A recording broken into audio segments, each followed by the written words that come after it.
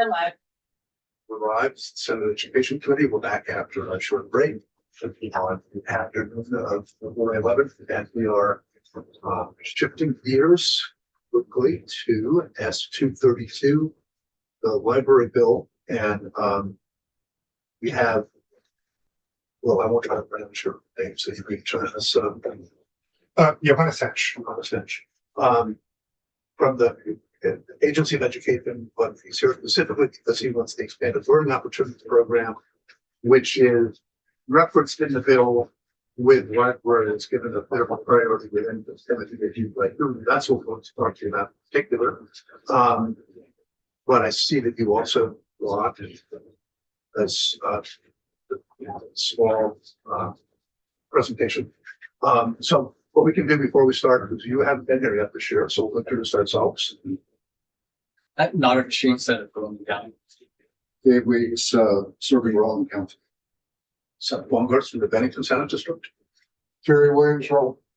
Steve Heffernan, Addison County District. And for the record, you are. My name is Johannes Hench. I'm the Expanded Learning Opportunities Program Manager for the Agency of Education. That means I oversee the team that support all of the state and federally funded after-school and summer programs around the state. That's what I am. On behalf of the Agency of Education. If you came by during our open house a couple months ago, weeks ago, you would have seen me, or if you came and got some ice cream last week, I was scooping. That's really well, twice. You look perfect. So you brought the presentation for us. Yes, I brought some questions afterwards. a quick presentation, but I'm also happy to That's answer good. questions. Actually, we want to understand the program, so that's great. Absolutely. So I'm here today to speak about S232, which is the bill to expand the after-school and summer learning set aside to specifically highlight and raise up the word libraries and summer reading. I'm here today to provide a little bit of context on the work that's already happening with the Agency of Education in that space, and then also to provide a little bit of insight about sort of work that is developing in that space, just so you have a full picture. Obviously, I'm here to answer any questions, comments, or concerns you might have to the best of my ability. So just to start off with the eligibility question, in 16 DSA section 51, we already have the language in there that the Agency of Education is distributing these grant funds to programs that are public, private, and nonprofit. That language is pretty clear, and we lead very closely to that. What I've included in that presentation, the little inset there, is a screen graph of the exact eligibility clause that's in every one of the grant applications we put out, funded by this after-school special fund. So something that, yes, sir. Public, private, or nonprofit. That's everybody. Yes, sir. Just want to make sure I wasn't missing. Nope. And that language comes directly from the legislation as it was passed. Well, I would Who's gently excluded? pull back that it does exclude private individuals. So we do require an entity that's coming to submit an application to be registered with, I believe it's IRS. They have to provide their spot, and I'm not remembering the name for it. So it can be somebody who just decides to go to summer camp. Yeah. Yeah. Yes. It's just Exactly. just They have to be an incorporated entity of some kind. Okay. There's pretty flexible structure on that, but they do have to be more than a one-person operation. and you'll get to it, I'm sure, the one things I think we're interested in is the criteria that she used for. It's fine. Yes. Yeah. Absolutely. That's not in this presentation, but I'm happy to speak to it. So just as you astutely pointed out, libraries are already included within that criteria. They are public entities. So they are already eligible for every one of the grant competitions we put out. I would also point out that from a programmatic standpoint, we already have in what we call program track grant. That's our smaller funded grant opportunity specifically for smaller initiatives, things that aren't full year programs, things that might be an expansion on existing programs, things that might be just a startup or a stand-up of a single kind of focus activity. So that would already, I think, well cover the idea of a summer reading program. Moving into the next slide, to provide a little context around the sort of relationships between the grant competitions as we run them and libraries specifically, and then literacy programs generally. To date, we've had 3 years of grants going out since the After School Special Fund was created. There have been 5 individual grants put out during that time. We've received just over 150 applications from organizations ranging from public schools to independent schools to licensed childcares. We've even had some museums. Kind of How much money we talking about?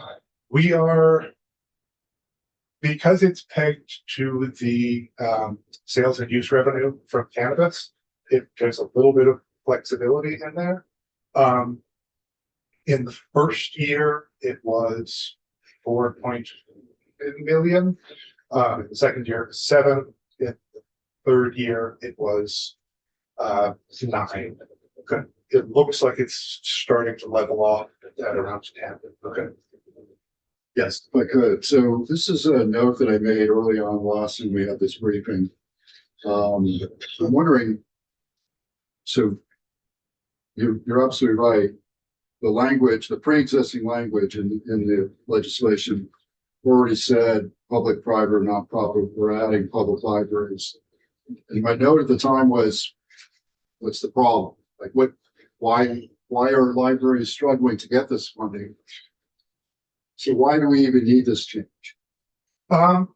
That's a fair question. I will identify the sort of, it's not a surprise to us that libraries aren't involved. That's something that we're cognizant Not of. involved or not applying? Not applying. They are reaching out to us in almost every round of the competition, except the very first one. We have had conversations with library directors, town managers. I've even gotten phone calls from just concerned parents who want to speak about the wonderful library programming in their town. We know libraries are running this programming. We just haven't been able to convert that interest into submitting applications. That is one of my slides later on. I do talk about some of the limitations we've identified that are kind of preventing that conversion from happening. So, this, by the way, that question is the reason he's here, is to figure out whether this makes sense. Yeah. That's exactly. So just to finish off the third slide here. So the fact that we haven't directly granted awards to any libraries shouldn't be understood to mean that we haven't been supporting libraries for literacy programming. We have 24 different libraries across the state are named as essential programmatic partners in 18 different applications. So we do have school-based programs that are saying, and we partner with the local library to provide this element of our service. And then if we look even more broadly just at literacy instruction and literacy targeted programming, of our 61 awards, 40 of them have some form of literacy enrichment, including 15 that have literacy centered tutoring programs. And just to make sure the difference between those is clear, enrichment would be something that is intentionally using the skills and proficiencies of literacy, but in a more project-based, student-directed, inquest-based way, whereas a tutoring program has a specific curriculum and there's a teacher giving some sort of targeted instruction. So as an example, something like a creative writing club or a book club would be an enrichment activity. Something like an expanded school year or learning loss program would be a tutoring activity. And then there is a link in the virtual version of this that connects to our full. As it relates to the program, what's the importance of that distinction you just made? As it relates to the program, the importance of that distinction is Tutoring tends to have a slightly more intensive component to it. So if somebody is submitting a proposal that includes a tutoring program, we would expect that to have a smaller student impact. You know, you can't provide that same intensive level of support to an infinite number of students without really committing a substantial amount of faculty. Enrichment activities tend to be a little bit more, we'll say, cost effective. So we can look at some of the slightly more paper for that. I wouldn't say we weight one or the other as more highly than the other. It's just something we consider when we're looking at whether or not the budget somebody has proposed is reasonable. Okay. If two programs are proposed to the exact same budget, and one says they're going to do, 50 students worth of enrichment, and the other says they're going to do 50 students worth of tutoring, that's indicative to us that maybe one of them is not quite calculating their costs correctly.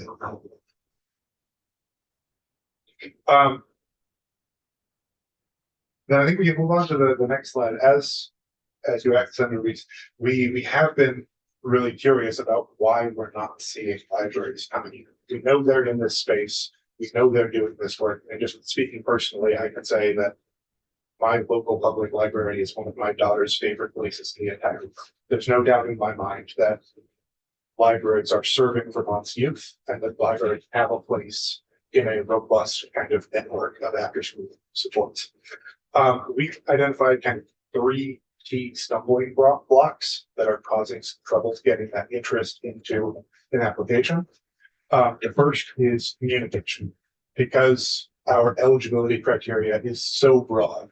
We're talking to every entity, public, private, and nonprofit, that is currently serving youth or that is interested in standing up a new program that will serve youth.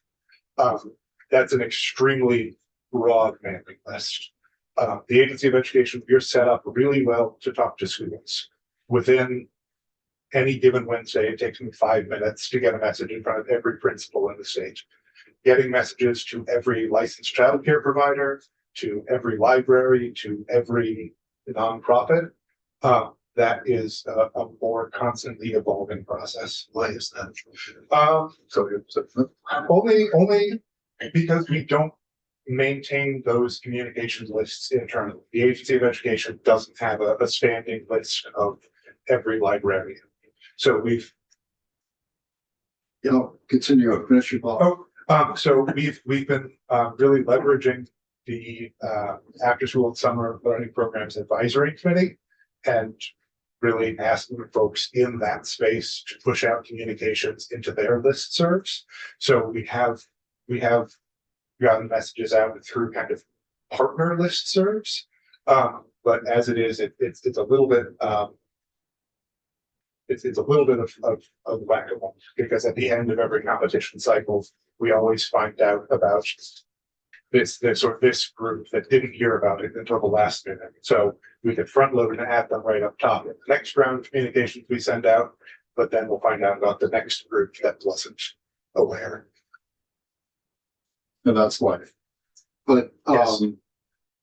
so in my world, we call them belly buttons, right? So you have to have a list of belly buttons you're gonna push. Who can push the other belly buttons? So you have the state librarian.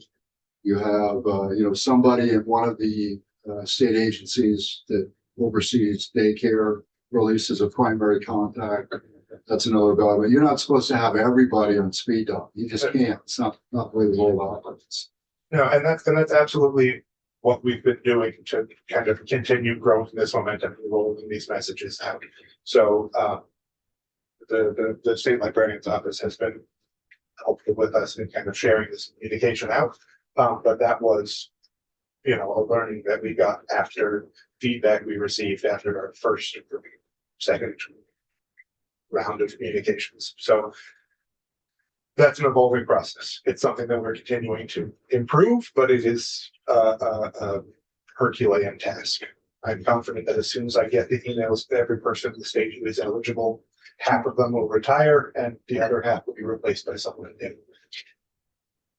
That's nice. The next limitation is our grants management system.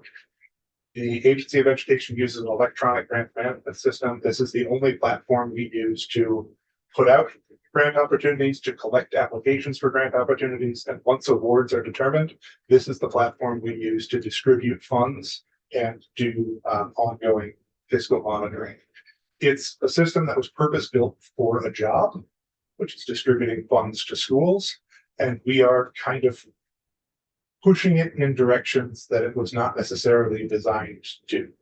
We are able to create new entity profiles for non-school organizations, but it is a process that takes some time, and it requires some additional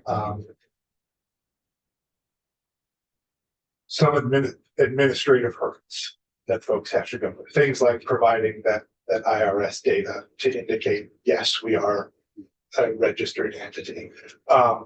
Things that all of the schools had to go through when the system was first rolled out, however many years ago. Now we're having to do this for folks who are not in that space. And it's not an impediment. We're creating accounts for between 30 and 50 new organizations every time we run one of these competitions. They don't always end up submitting an application, but it is a speed bump in the process. So point. Do you have a list of schools or municipalities that have after school programs? I do not. I have a good sense of schools. I have a list of schools that have programs, and I have a list of community-based organizations, which is kind of a catch-all term we're using for non-schools, that have AOE funded after-school programs. But creating just a general list of all after-school programs, that's something that I have been, something that the Agency of Education had been working with DCF, which manages the licensed childcare programs, around trying to get an incorporated list. But similar to the problems with the email list, it's very much a situation of every time we find a new category of folks that have a program, we discover a new category of folks that have programs. Do you have a list of any, probably don't have a list of all the municipalities that have after school programs that use the schools because they're out there. I don't, but I'd be very interested to see that if such a list existed, and But what I'm getting at is there should be. Yeah. Because I went to a town in my district that does a recreation program. It's after school, it's during the summertime. And said, there's money available for this program. Why don't you take advantage of it, put in an application for money. Don't want to. They do it out of their time. They like the way it is. The state's not involved in it. And so, I mean, but I see that as an equity problem. Is that there's money available and you're not taking advantage of it. Yet the town is giving you money to run your recreation program. So the town's paying twice for it.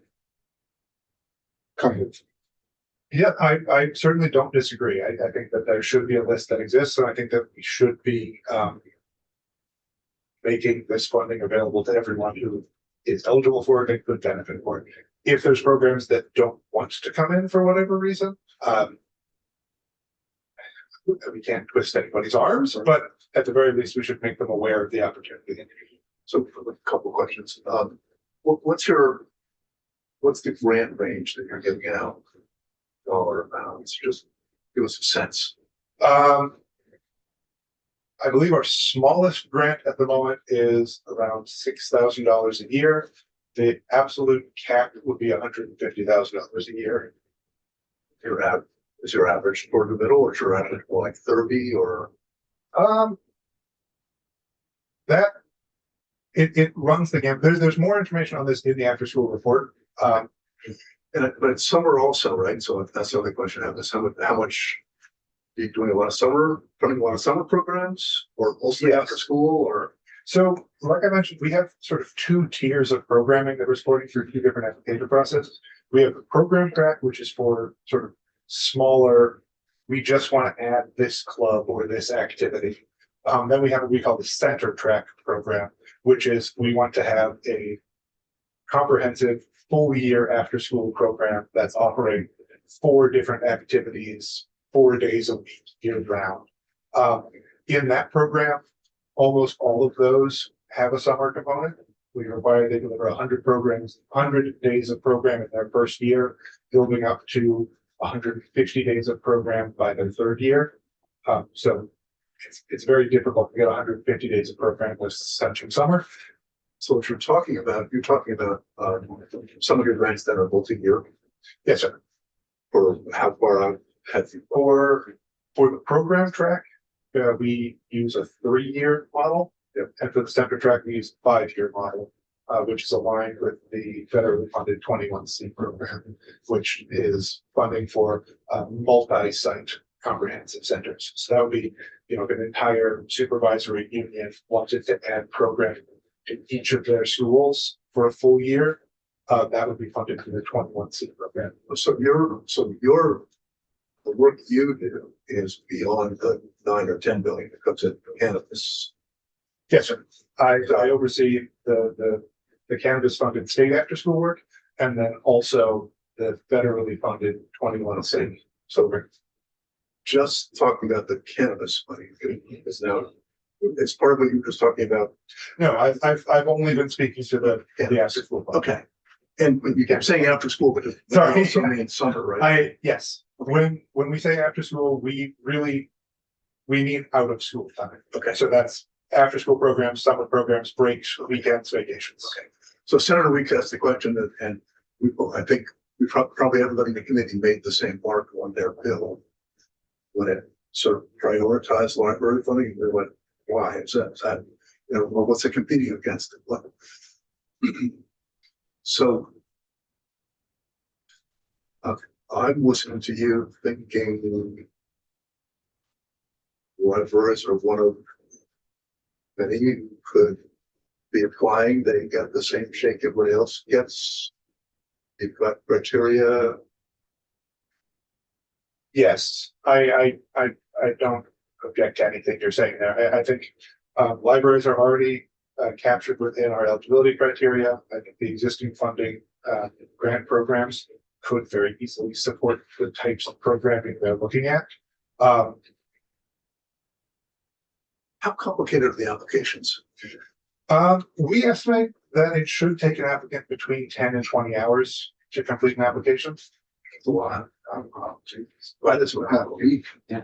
But that's for like up to 150,000. Yes, Right? that's $150,000 a year for 5 years. So you're potentially talking about, $500,000. So we don't feel bad about putting a little bit of diligence. So all your funding is multi-year?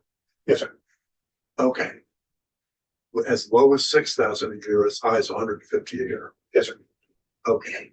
And is the 6 and 105 the same application? One application for everything? No, we have the 2 tiers of application, program track and the center track.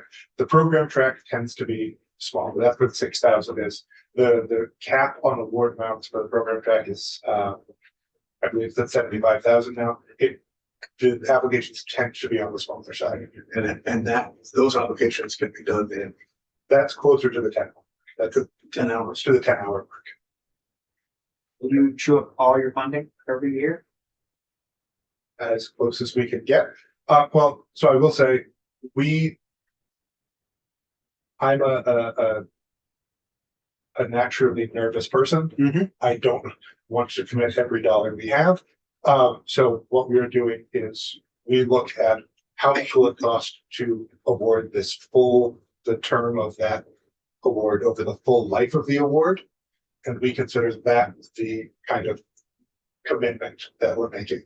So we commit every dollar. Of that year's money. So like if I'm committed to 5 years at 100,000, that's 500,000. You take that 500,000 out of that 10 million and just it's set somewhere and it draws from it.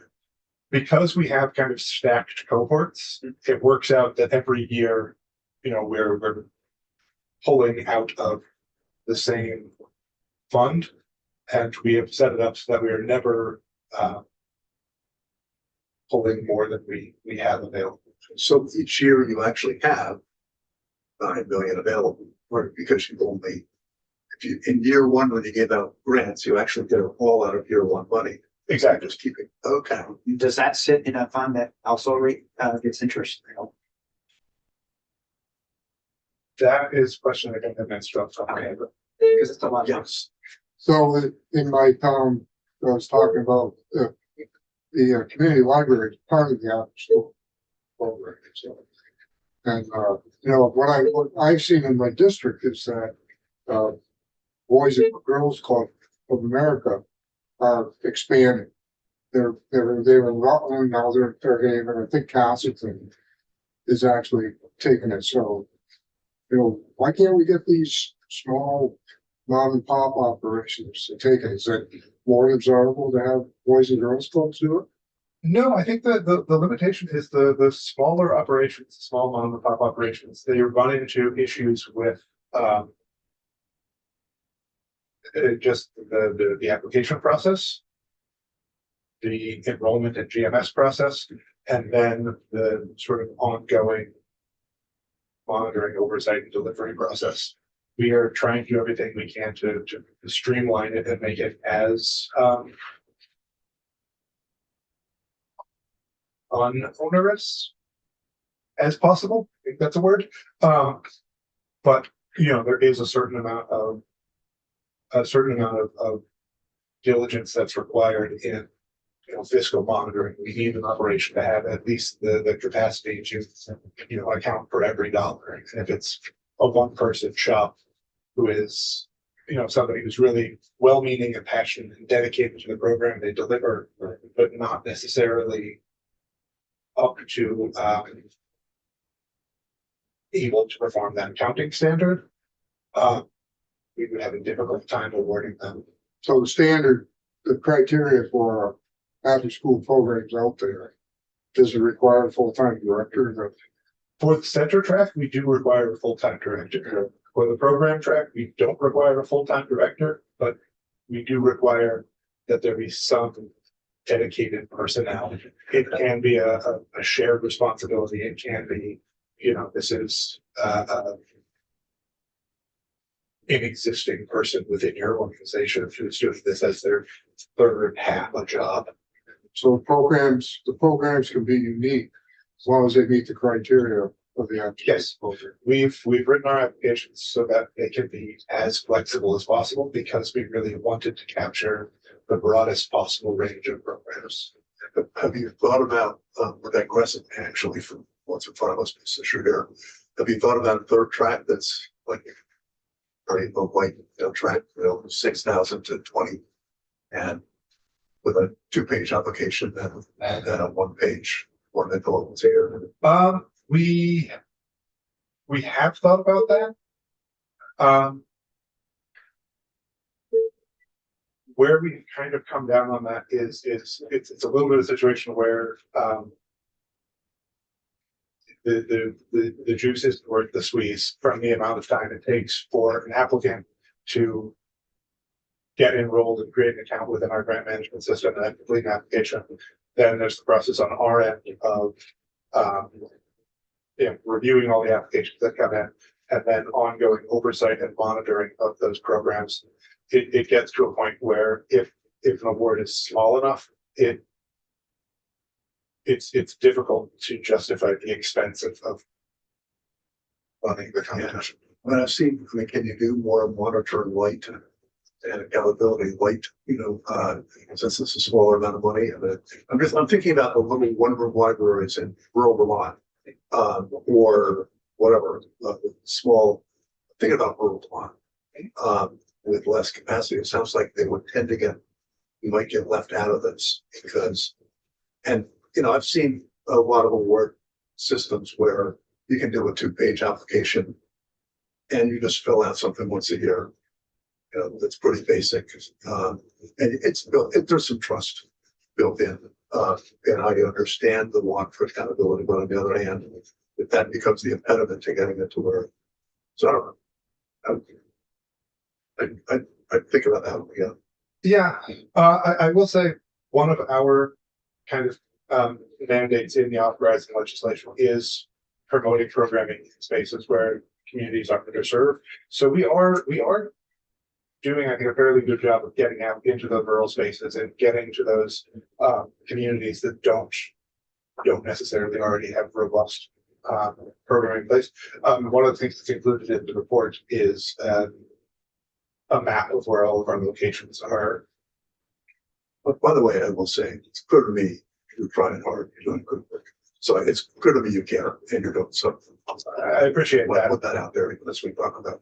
So, any other questions from the committee? I think you were here just to help us get a sense of what, to the extent we're talking about giving libraries a leg up, what it is they're competing against and why that might make sense. Now, does anybody else in the room want to take the moment and switch out for a minute? Thank you for your question. So, just identify yourself for the Sure. record.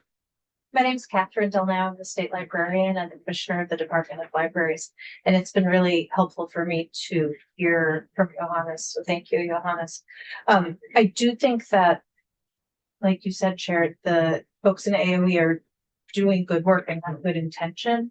I think when we're talking about the public libraries, some of your final comments about the small libraries and the capacity, even the total grant amount size, it would potentially overwhelm a library that could do quite a lot of good in the community with a much smaller grant award.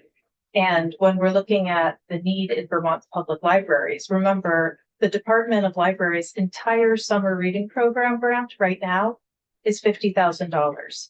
That's not $50,000 to one public library. That's $50,000 to all of the libraries that have the capacity to apply for the grant.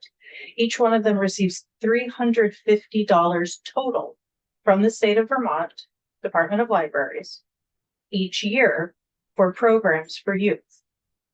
I'm going to say that again. Each public library in our state has an opportunity, rare one-time-a-year thing, to apply for $350 for one program each summer. When we are talking about a pot with what is becoming a regular $10 million, I need to ask the question of you folks in this room, does that sound like the public libraries, which have received none of this money directly, are having access to the cannabis funds? That's what I was trying to get at here. So- Yes, so So that's exactly, yeah, we're trying to figure out. It sounds like the competition for the money is maybe a bit bureaucratic and onerous. No offense intended, but it's a government, there's reporting mechanisms, whatever, accountability. But if they're not applying for it, they're not going to get it. So $350, you're right, probably doesn't go, more than an afternoon paying for somebody's time. But at the same time, if there's 10 million or whatever the right number is, you've got to apply for it. Yeah.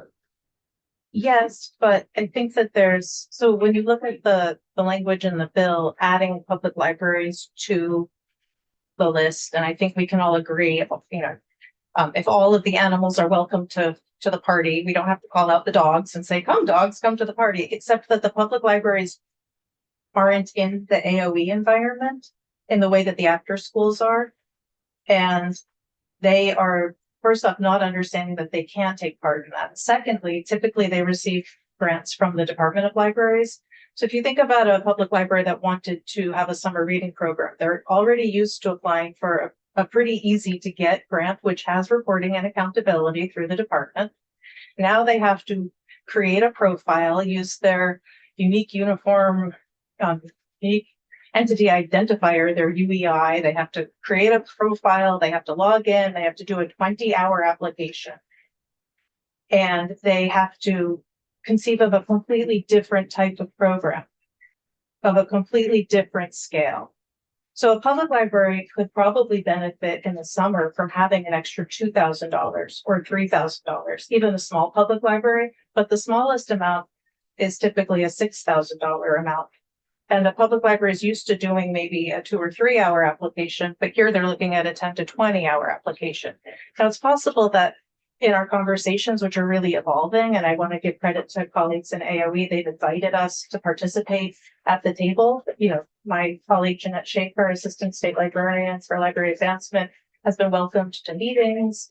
Part of what this bill does would be to say that the department is a part of the actual group that makes decisions, and perhaps we could find a way to have an easier, streamlined model for public libraries that the Department of Libraries could assist with granting out funds. We're also a department of the state. We're not trying to make it more burdensome. We're just trying to find a way to work together to have it so that public libraries can access this money because they desperately need it to support youth in after-school programs, programs during school breaks, and summer programs. So to get to what I was talking about, and you're kind of talking about, to an application light and monitoring light, does that require a statutory change, or is the structure you described and all the rules are those rules established by the agency, or are they implicit in the statute? They are not implicit in the after school summer set aside statute. Well, where we would run into difficulties, I think, is the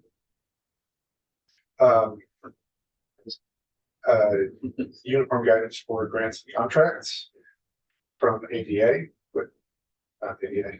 Yeah. What's that? AOA. AOA. Yes, thank you. You're welcome. That's my agency. Unless we then specifically, okay, But I want to share our application process, which we still hear from little public libraries as onerous. Let me be clear. Our process is following Bulletin 5, which is the Agency of Administration's granting process.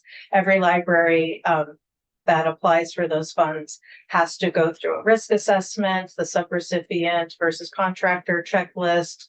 They have to have a UEI, even though this is state funds. So maybe technically they don't need a UEI in the way that they do for federal funds. We still ask for that information. And there is reporting that we do now. So we're doing all of those things already as we make the grant awards of special funds, which are handled as state funds in the same way that these. that's for $350. 350, yeah.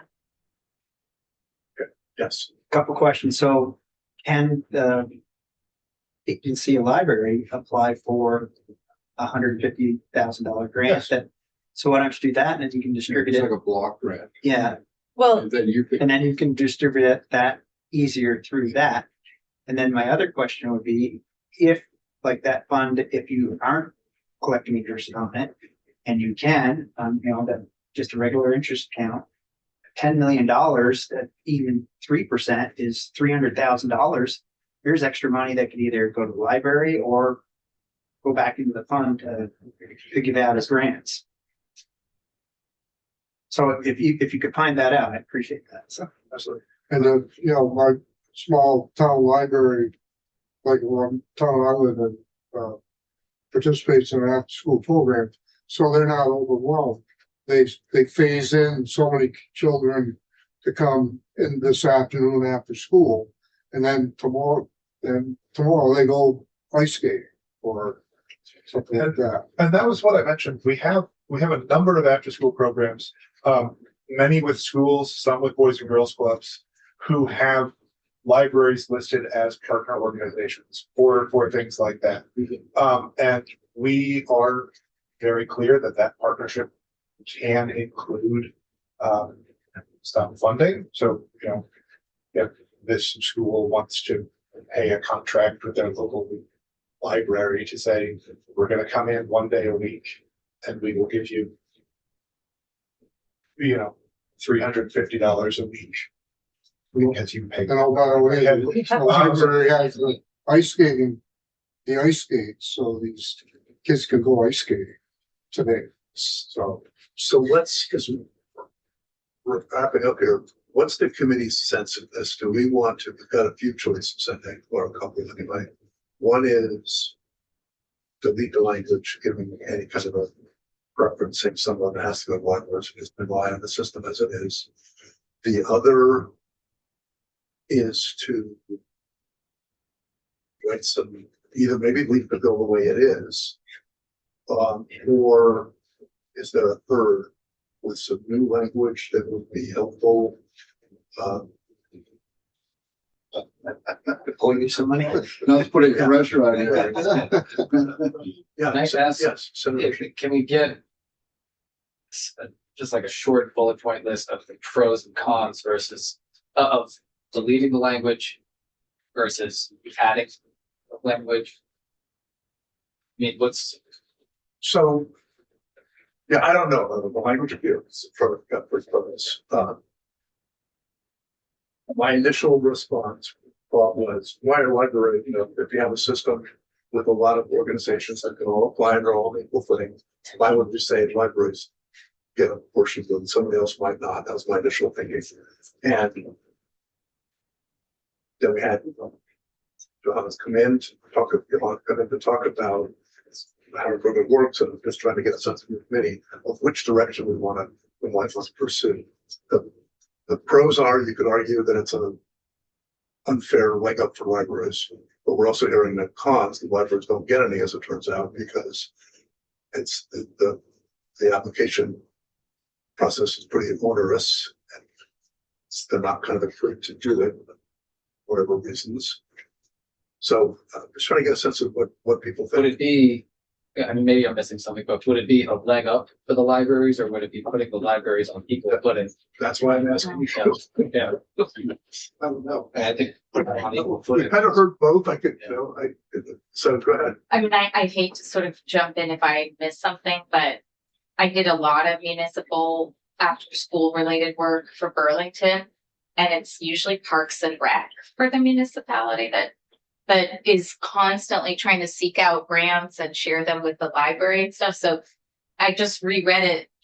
I think the Parks and Rec departments are usually the ones that do the after school work all summer. That's interesting. We have had a couple of Parks and Rec departments apply for funding and receive funding. I don't know that in my observation, they're doing the preponderance of the work, but again, to speak to the question I answered earlier, I don't have visibility on the programming that isn't either attached to a school or receiving our funding. So it very well could be the case that Parks and Rec departments are doing this vast amount of work that they're not coming to the table for funding. The only prohibition on where the cannabis funding can go is to after-school programs, not to the LEAs. I remember that from 2 years ago. That was poison pill that was put in there. So money's out there. It's not, is it all being used? Probably not. No. So, yes. I think that one of the things we really just need to look at is to consider the type of things that we're talking about when we say after school programs, because they're very dissimilar. And when you're looking at the work that the rec park, I went to the rec park summer program in South Burlington, Vermont at Orchard School, and my parents dropped me off and I stayed there all day, and we went to the skating rink, and we went down the Alpine slide. We went all over the place, but that's not a library program. The library program is a different type of thing, and every community's library is doing it every summer. So we really have to kind of decouple them. And I would say that the language in the bill helps to call out public libraries so that our colleagues in AOE help us, we can work together and develop something specific to libraries and specific that will help our public libraries across the state to continue the good work that they're doing. We had our Board of Libraries meeting yesterday, and the Vermont Board of Libraries asked me to walk them through this bill as best as I could. And when I got to this section, I said, it's sort of like you're going, your big brother went out and he went out for Halloween and he collected a big bag of candy, and now he's going to distribute it. Well, you can ask for some candy, but like, wouldn't it be nice if you had gone along for the walk if you had your own little bucket? Like we, right now, sure, we could apply as a department for summer reading, but can we actually sub-grant that money? Because when we asked AOE for support earlier this year, when we didn't have the money to do summer reading grants, we didn't get a response. We almost didn't You've have got the two summer state reading grants. agencies here that I think could talk to each other. You highlighted a concern. But why I- can't we, to be honest, point, increase the communication and find a solution here? Yeah, but we are doing that. I think that the issue is really what has happened sometimes. I came into the state as a state librarian in 2022, and I've just seen a few different places. One of them was resolved with S220, which became Act 150, where I'm now, there's a state librarian position on the Early Childhood Literacy Commission task force. Similarly, this bill asks to put someone from our department in the room when the decisions are made about how to develop the grant program. So I would ask that you not strike everything from this section, because I think if we had been there at the outset, we might have been able to work better together from the beginning. But I guess I'm still just floored by that you said there's no communication back from AOE and that I didn't send the communication on my own. So Okay. I should say, But- I my second thing was that you've never heard from Parks and Rec programs for after school. Like, Oh, that seems We strange. have, I said Okay. we are currently funding some. Okay, okay. I just don't have awareness of all Parks and Rec. I have. And they're just not getting the preponderance of the money. And there's money on the table. We are committing funding as judiciously as we can. I think I explained this before you came in. Okay, okay. Sorry, so, Like a- So we can put this on our list where we have some community time set aside on Friday. Think about it in time when they have you back in it. I'm happy to be here. Okay. I do appreciate the highlight of the fact that the state libraries is not part of the board that's making these kind of policies. So we've been invited, and I don't want to sound like I'm disparaging our colleagues in AOE. They are very welcoming and they've asked for our input and we're providing input, but having a seat that's actually in statute would be helpful, I think, because then we can work together more mindfully to create a program that does support the littler libraries as well. And yeah. Yes. Did somebody ask for a list of all the programs that have been funded in the last year? That is in the actual.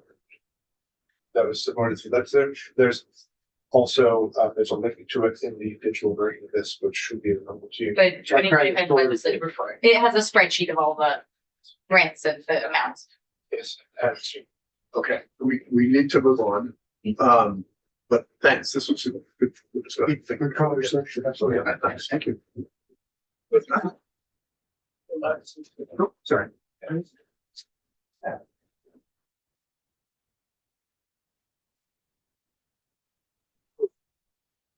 Have Representative Conlon with us.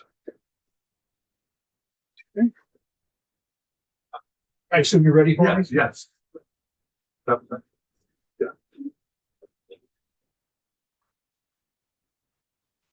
So admittedly, jumped the gun before getting me in. We got a few witnesses then, getting some initial thoughts to your thought here, and but after all, we wouldn't want to have the introduction. So that's it. We are aware of, what you're saying, that this is a sort of concept, just trying to figure it out, put something out there for people to help people take it through. But so we take it with that and give you credit for putting something down and like the helpful. So that's it. So the floor is yours. Just All right, thank you very much. Peter Conlon, Chair of the House Education Committee. So that's exactly right. I created this map, which I put together with sort of input from people in the field when I have a question or whatever. It is, as I've said previously, it's by no means perfect, but here's sort of the approach.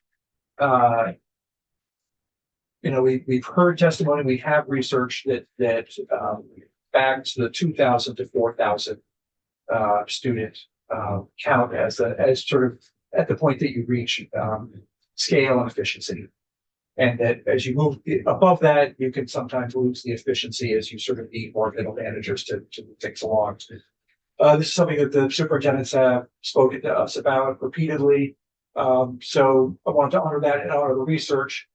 So as you can see, it breaks down to about 27, I call them governmental units. The advantages to sort of this size, and as again, I'm going to say it's not perfect. There are areas that was very hard to sort of like make work. You'll see 4 towns that aren't assigned because they're part of interstate compacts that literally requires an act of Congress to undo them. But the general idea is the 2,000 to 4,000, no SUs. These would all be school districts. The advantage to sort of keeping the governmental units smaller, address one of my main concerns as we've gone through this is when you create a larger district, you have to renegotiate all the labor contracts. And we keep talking about leveling up salaries. That certainly happened in Act 46, because as different bargaining units came together, they generally go for the highest level, because you can't really bring people's salaries down. When you have a smaller unit, you're really dealing with regions that are much more alike in terms of the salaries and benefits. So that's one of the advantages with that. The other is, and I won't say that this is for sure, but when we had Act 46 and we created larger districts with that, we were able to, and they weren't super large, but we were able to allow the smaller districts to decide how they wanted to have representation on their school board.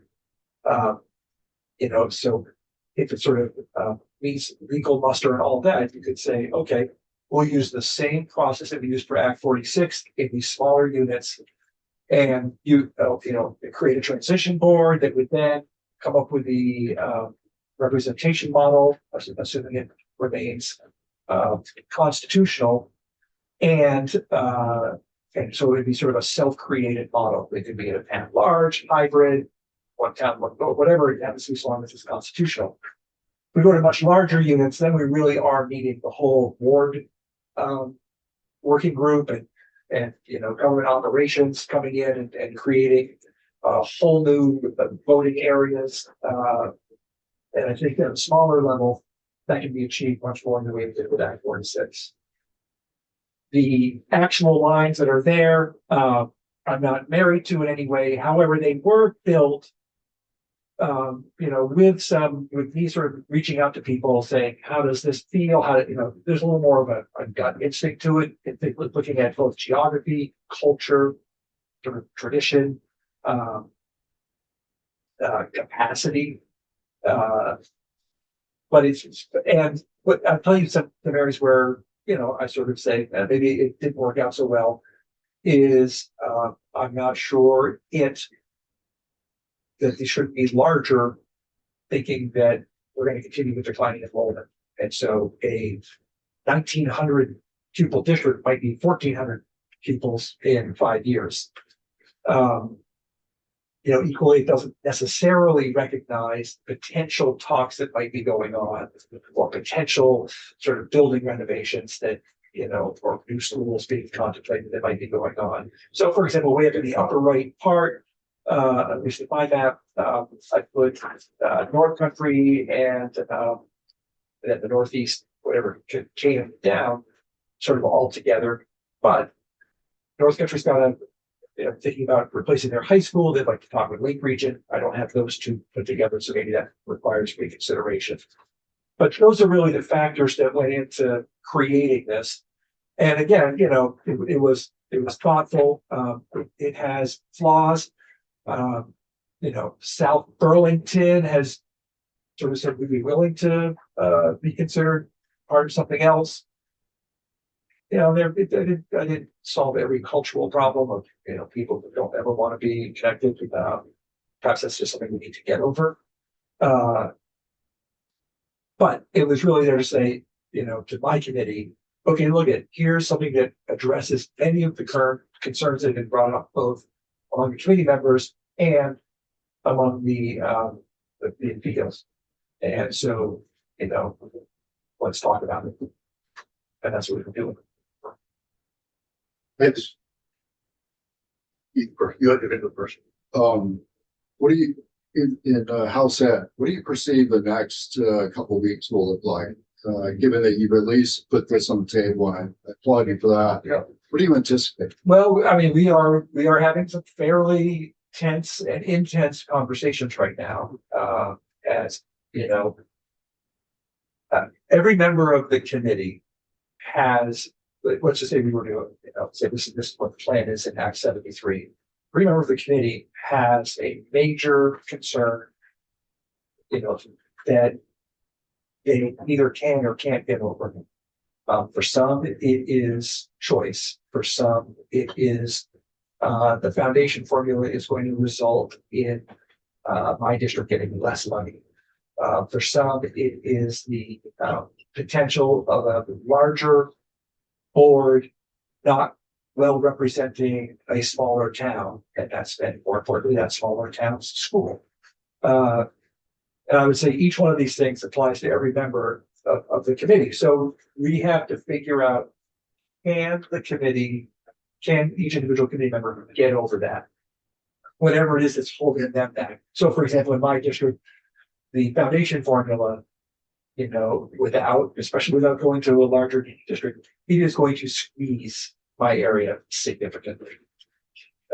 It needs to, so I represent, what is Addison Central, but that's county, yeah. It's not the Big big on one. yours, yeah. Okay.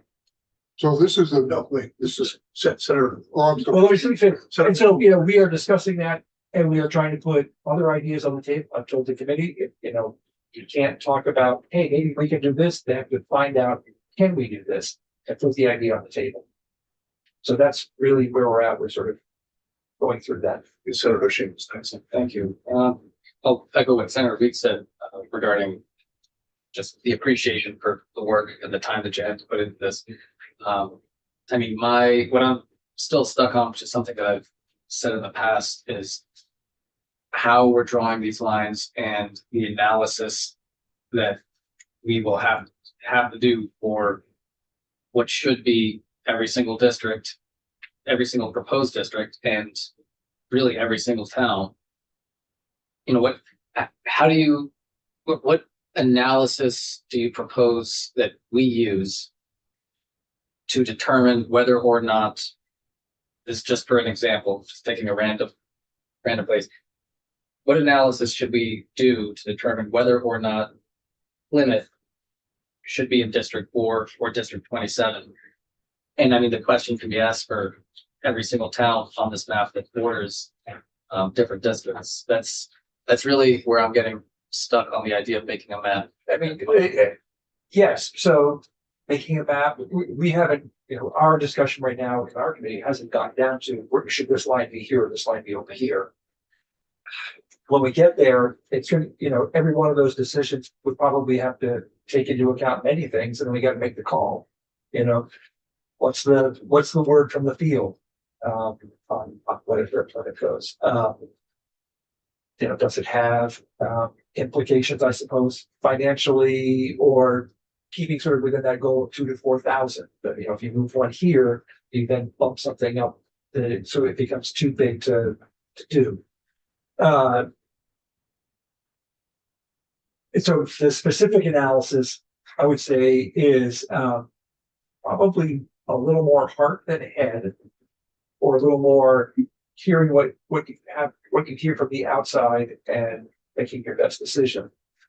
Sort of mathematical or financial or whatnot. You know, the financial modeling, once defined what that means, will largely be based on the number of districts, not on the individual characteristics of each district.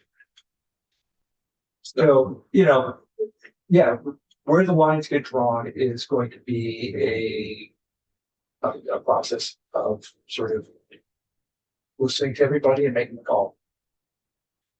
And as that process moves along, I think what I would be concerned about yeah, as we get deeper into the weeds on boundaries, is presumably there are going to be a few, if not a number of towns or post districts that have strong feelings about whatever the proposals are, and how their potential opposition will be probably and reasonably slow the process down. And so I guess less of a question, more of a comment. I get concerned about the opposition that we'll inevitably get for any proposed districts, and that's slowing down the analysis that we will have to do for all of the districts once we start getting into the weeds. So just a comment, but again, thank you for taking it, doing this. It's the old, that's what we're here for. But if we want to do any kind of education transformation, as frankly, somebody in the administration said to me years ago, oh, it's lose-lose. It's politically a loser. You don't come out politically ahead or personally ahead because there's always going to be opposition. This is the political courage time. Can we overcome those fears and say that this is what's best for the state compared to the current status doing things? So, Senator Williams, then Senator Weeks. Thank you for this. And I think this should have been predictable, and you start getting people in your committee who are representative of different districts that this is on a smaller scale, but probably it's healthy that we do it at this level, but you almost need to get the entire house involved in it because we're all affected by it. And the other thing is that we need to somehow get out in front of the decline in student population. And I know that's almost impossible to predict, but I think we're on the right track here. You're on the right track. I mean, And we want to be part of it. So one of our troubles is that we have declining enrollment has created a challenge at a far greater pace than we've been able to address it. and that's going to be a moving target that we're going to have to. I mean, and you can look at yesterday's vote in Washington Central as a major challenge for the state to be able to address this. The school boards there said, if we close 2 schools, we can not only save money, but we can really increase opportunity for students. The town said, you're not going to close our school. I'm not sure that moves the state forward. And that's happening in our district too. Yeah. We've already had a vote last March. So Senator Weeks. Yeah, thanks, sir. So I think we all need to reflect on the fact that our current superintendents are doing a great job taking care of the geographic footprints and the regions that they manage. I think we owe them a debt of gratitude for that. For me, the whole exercise that we're really talking about in Act 73 is allowing superintendents in a different configuration of superintendents to have a view of a bigger geographic area, so we can begin to affect the quality of the education system, the schools that we have currently in our hands versus what we project for the future. I think it needs to be said that we're trying to affect the layer below the AOE, but above the principals. We're not changing any of the principals' jobs right now. They're the primary contact with parents, students, and such. We're looking at the superintendent administrative level. School board as well. And school board. Granted, that's a significant, but that's a follow on from, anyway, you're absolutely right. So what I wanted to just highlight is that when we talk about scale and efficiency, are we really talking about the number of students, or are we talking about the number of facilities, i.e. principals? What's more important, whether that we're talking about 2,000, 4,000 students, or whatever it is, 5 or 10 schools that the superintendent now has to have a bigger geographic vision? Is it really about students, or is it really about schools? I think it's about students in that when you sort of go past a certain amount, you need more administration. This is about, frankly, eliminating half the superintendents and central offices across the state. But as you grow bigger, you know, then all of a sudden you need an assistant superintendent for the elementary schools and an assistant superintendent for the secondary schools, and then a superintendent on top of that. We want to avoid that, if possible. And I'd say, you're absolutely right. The work we are doing here in the legislature is about giving school boards and their employee superintendent the tools necessary to, letting a little bit more, have a bigger chessboard to address the challenges we're facing. It's not just declining enrollment, it's decrepit school buildings. As an example, in my district, we're going to talk about closing the school in the town where I live, not because it's under enrolled, but because is it worth putting $20 million into it when 6 miles down the road, there's a school that can accommodate all of the kids. I would echo some of what Senator Williams and Hashim said. I do think the House is the right place to do this because everyone had their Hamlet, and they know who's going to be mad about what. We've heard Mount Holly kind of goes on both. They split in half when they, travel to different places. And to Senator Hashim's point, what I worry about then are the places that don't have as strong a political voice. And I can kind of draw a circle around Grand Isle we've heard from, right? Because they're going to feel left out of something that doesn't give them the full geographic range they need. I think we should put something in the bill that just pushes Congress to give Canaan an interstate school district. It's been probably a decade that they've been seeking that. And I think what you did in Chittenden County, it tracks.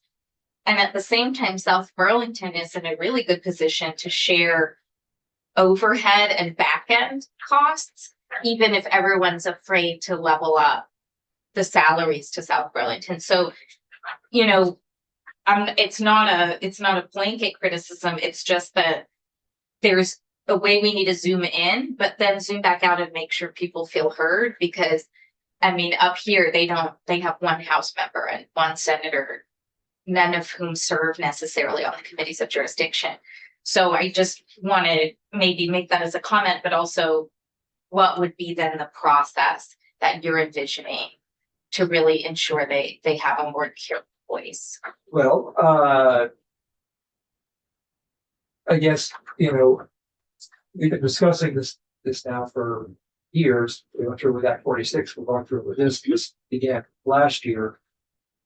And I would say, there's a counterbalance to, one of the challenges of House members representing a smaller number of people is that they feel it's harder to make the hard decision because you're so much closer connected. Kind of as a senator, you sort of always know you're going to irritate 50% of the people outside. Just 50 would be great. Good observation. So, the process,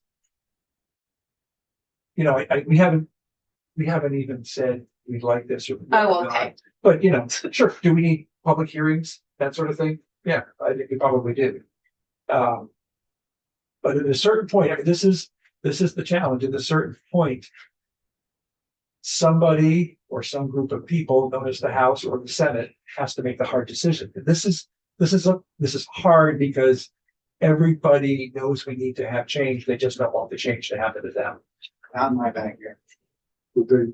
Did they argue over who was district number one? Did we number one? I see who got. We can renumber it based on favors. Did you, were you able to, as you put the stuff together, leave districts intact that you break? Yeah, that was, I thank you for bringing that up. That was part of this, was to leave almost all school districts intact. And so for example, a hard one is Montpelier Roxbury. You have to drive through Northfield to get to Montpelier. It barely made sense during Act 46. From a mapping point of view, it makes no sense. But again, from a sort of we started this process, they've all become accustomed to it. Point of view, you know, those are the technical corrections we need to make as we go along. So one thing we should perhaps think about also as we go forward is the example that Pat we talked about this morning. Taconic and Green district where I live close to small schools. And the reason they were able to do it is that the board had the authority. As the articles are put together, it somehow got put together differently than in most parts of the state. And they did a long process with the communities where the schools were located, actually the whole district. And then finally voted to close those two schools. But it probably, as it just witnessed in the Waitsfield area, the valley there, given it was a veto power. So maybe we need to think about what that veto power relation continues to exist. Yeah, we're going to talk tomorrow about the recommendation that came from the Commission on the Future of Public Education about the closure of small schools, which is generally says the power rests with the board, but here's a process that can go through that does not have the town veto, but does have room for input and room for appeal. Yes. That is going to be one of the stickiest parts of this, as it gets played out across the state. Yeah, so you're gonna have a couple tough weeks ahead as you wrestle with this issue. I'm wondering, We all are. but we're focusing on you right now. In your committee, as the chair, are you going to approach this with some type of guiding principles, some like goals, some priorities where you're like, okay, this is the number one priority. Got to keep this in mind. Whatever we do, however we talk about this, dot. Or, what are you going to do? So the answer to that is yes. However, we are having trouble agreeing on what those priorities should be. Is that an early exercise or is that a late exercise where you determine the priorities after you've gone through the discussion process? Well, yeah, I think I would say the priorities are always in the back. We don't have a whiteboard with the priorities listed. And agreeing to like what's number one and what's number two is difficult. At this point, we were stuck just talking, and I really wanted to put something on the table that would move it along.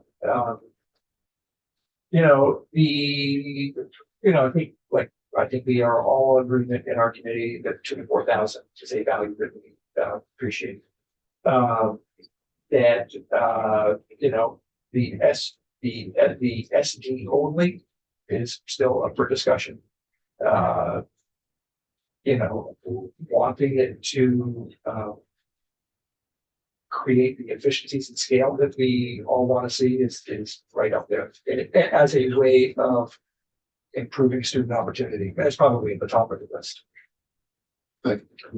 So I think a part of the process that I put in my mind is, so I'll ask a question.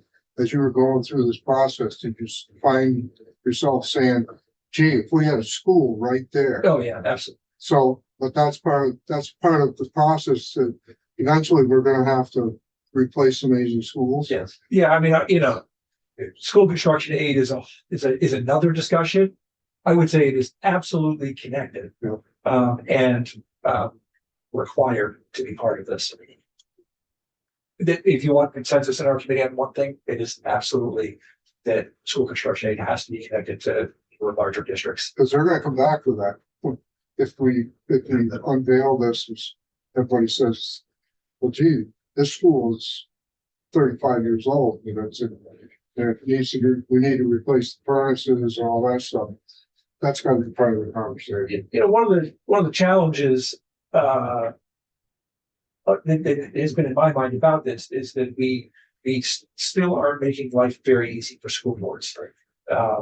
They are still the ones making the hard decisions. the one thing that I can think of that we can tangibly give them to make this work easier is school construction aid.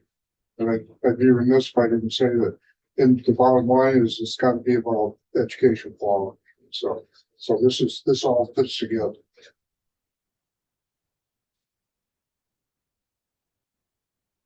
Thank you. Thank you. Very great questions. Really appreciate the taking the time to be interested. I've got one more thing. Go ahead. So while you're going through the process that you're going through private crossover or wherever this ends up, what do you recommend we do? I mean, to the extent that you have time in your schedule, understanding that you're an afternoon only committee, I would say there is no reason not to be on a parallel track and, so that this doesn't come to you, oh, we just got it. But you to be having, your discussions as well. Very important. All right, thank you. Thank you. Yeah, we're gonna. We should all we're just gonna give up on morning committees. So- Yeah. I agree with it. It was necessary. Like, so are you all set with the resolution? I sent the wording to you. Okay, that's what I make sure. Thank you. Thanks, everybody.